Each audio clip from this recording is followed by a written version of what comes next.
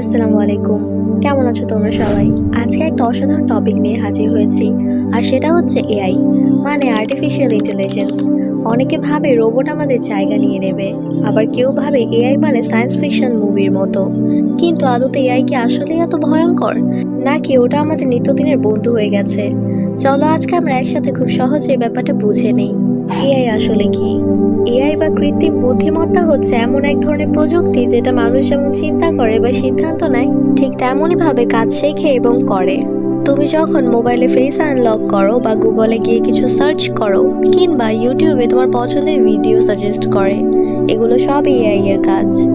এমনকি তুমি যেসব ইমোজি বেশি ইউজ করো সেগুলো তোমার সামনে আগে চলে আসে, কারণ এআই জানে তুমি কোনটা বেশি ভালোবাসো। এআই কিভাবে কাজ করে?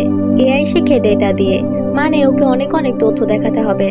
ধরো একটা মেশিনকে যদি হাজার হাজার বেড়াল আর কুকুরের ছবি দেখানো হয়, তাহলে ধীরে ধীরে ও বুঝতে পারে কোনটা বেড়াল আর কোনটা কুকুর।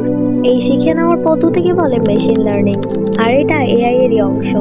এআই এর কাজ খুব সহজ, মানুষের মতো কাজ শেখা, চিন্তা করা আর সমস্যার সমাধান খুঁজে বের করা।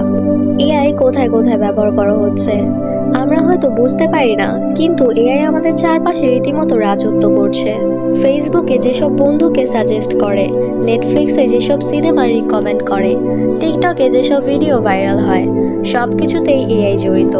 হাসপাতালে রোগ নির্ণয়, দোকানে কাস্টমার সার্ভিস, এমনকি কৃষিতেও এখন এআই ব্যবহার হচ্ছে।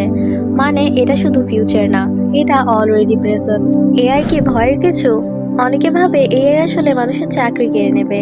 ঠিক বললে কিছু কাজ সত্যিই পরিবর্তন হয়ে যাবে, কিন্তু নতুন নতুন কাজও তৈরি হবে। তাই এআইকে ভয় না পেয়ে বরং শিখে নেওয়া ভালো, কিভাবে এআইকে কাজে লাগানো যায়। কারণ যে এআইকে বোঝে, ভবিষ্যৎটা তার জন্যই। তাহলে বুঝলে তো, এআই হচ্ছে এক ধরনের স্মার্ট সিস্টেম, যেটা আমাদের কাজকে আরো সহজ, দ্রুত আর স্মার্ট করে দিচ্ছে। তোমরা কি এআই নিয়ে এখনো কনফিউজড আছো? নিচে কমেন্টে জানাও। আর ভিডিওটা ভালো লাগলে একটা লাইক দিও, বন্ধুদের সাথে শেয়ার করো, আর সাবস্ক্রাইব করে রাখো ফ্যাক্টরি চ্যানেলকে। দেখা হবে নতুন কোনো ভিডিওতে। ততক্ষণ পর্যন্ত ভালো থাকো, সুস্থ থাকো।